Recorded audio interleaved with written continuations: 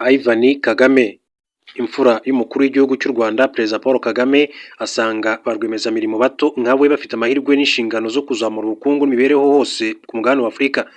Kuri we, umugabane wa Afurika ukeneye impinduka mu mibereho n'ikoranabuhanga, urubyiruko rukaba arirwo rukwiye kuba umusingi wazo.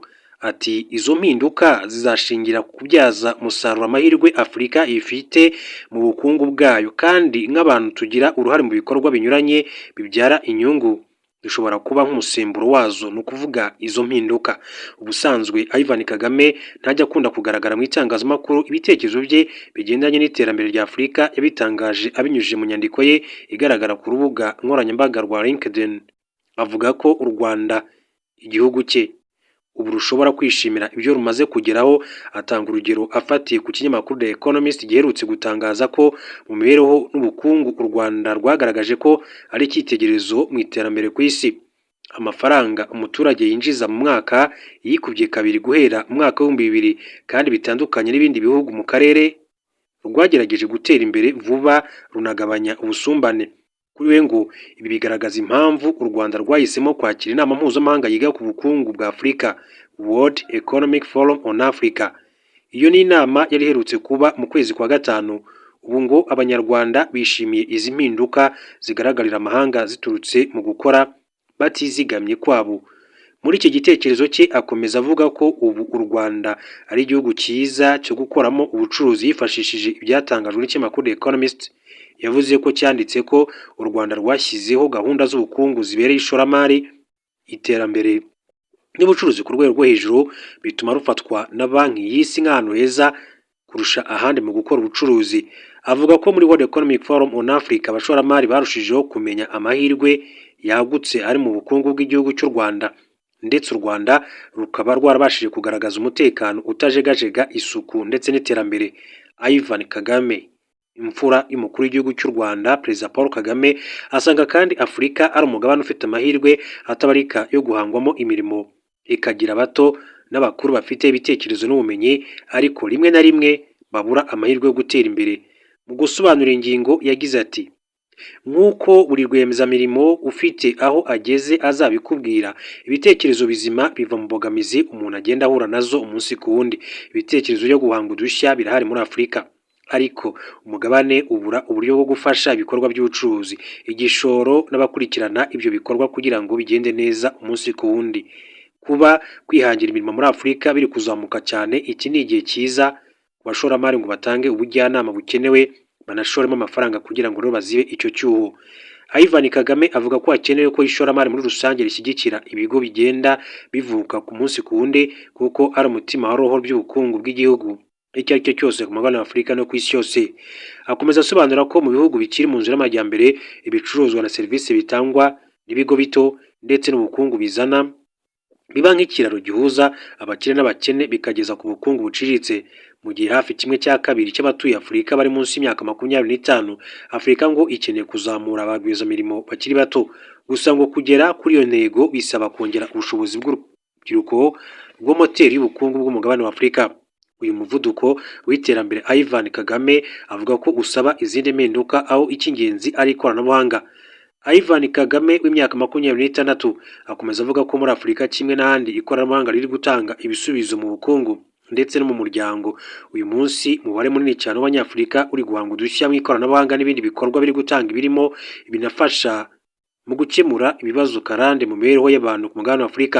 Atanga urugero ku bashinze Safe Motors. Ubu ni uburyo bufasha mu gushaka umumotari hifashishijwe telefone, bukaba ingenzi mu gihugu kuko kwifashisha moto bifatwa nk'uburyo bw'ibanze mu ngendo. Iri koranabuhanga Safe Motors yarigereranyije n'irindi ryamamaye ku isi rizwi nka Uber, naryo rikora mu buryo bujya gusa ariko ryo ku modoka. Yakomeje agira ati kimwe nanjye, aba Banyafurika bato bayoboye ibikorwa bibyara inyungu bafite icyerekezo cy'impinduka ku mugabane wacu wa Afurika. Tuzi ko kuba intangarugero ari ikintu cy'ingenzi cyane muri uru rugendo. Uretse ubu nk'uwikorera, ati mu maso yanjye no mu bijyanye n'umwuga, mu bijyanye na serivisi z'imari, ati mungukiye byinshi cyane mu kuganira n'abayobozi bafite ibitekerezo bikomeye n'abantu bamba hafi b'indashyikirwa.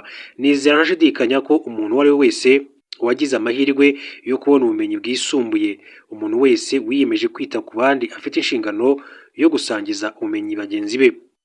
Mu gushimangira ibyo yagize ati nk'uko abakuru bavuga ngo uwamenye byinshi azabazwa byinshi.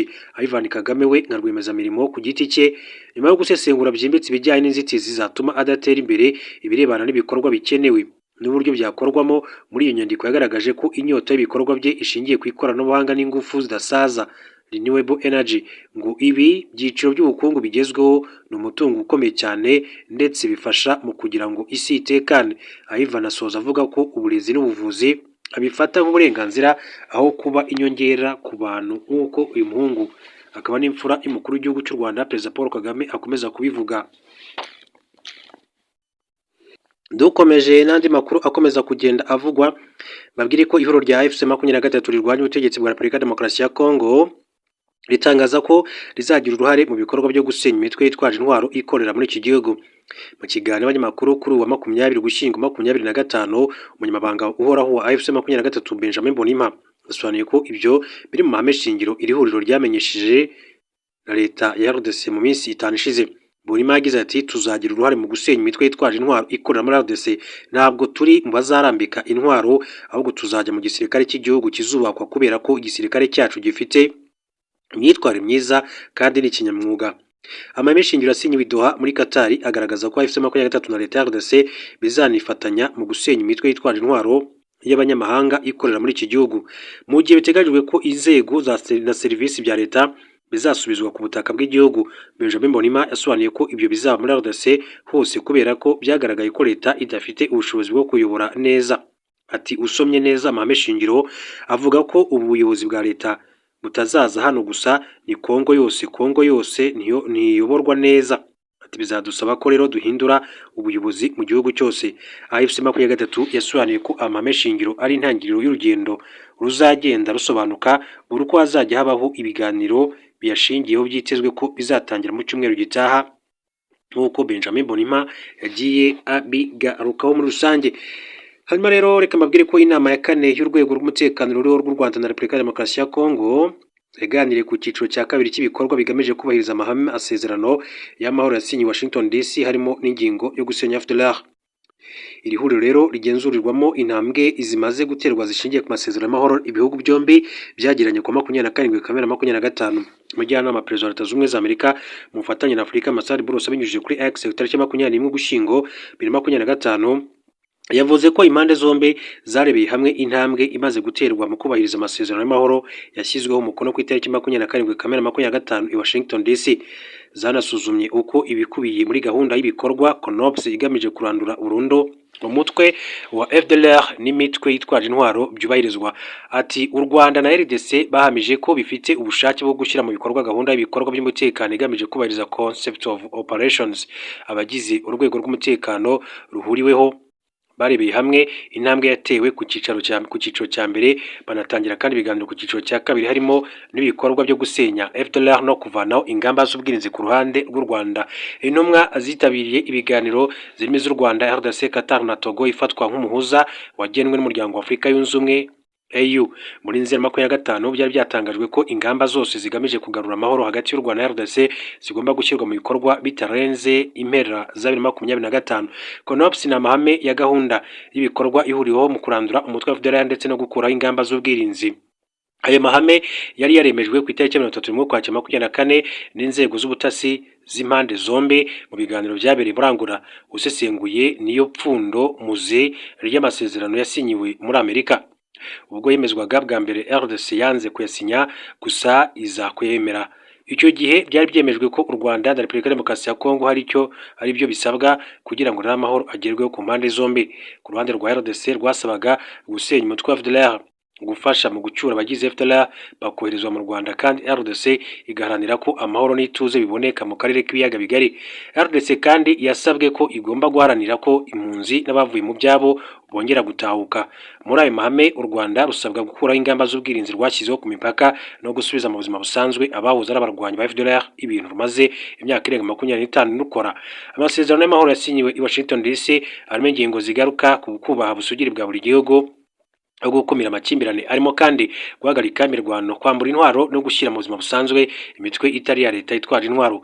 Biteganyijwe ko imirimo y'uru rwego izarangira ku minsi 90 kuko nibwo biteganyijwe ko ibikorwa byo gusenya FDLR ndetse no gukora ingamba z'ubwirinzi u Rwanda rwashyizeho bizaba birangiye. Byatangajwe ko iminsi 90 ivugwa mu masezerano y'amahoro yari yashyizweho yo gusenya FDLR n'indi mitwe ikora burasirazuba bwa RDC itahise itangira kubarwa amasezerano agishyirwaho umukono, ahubwo yatangiye kubarwa ubu igihe inama ya mbere ya GCCM yateraniye muri Kanama 2025. Reka mbashimire mbifurize rero gukomeza kugira ibihe byiza.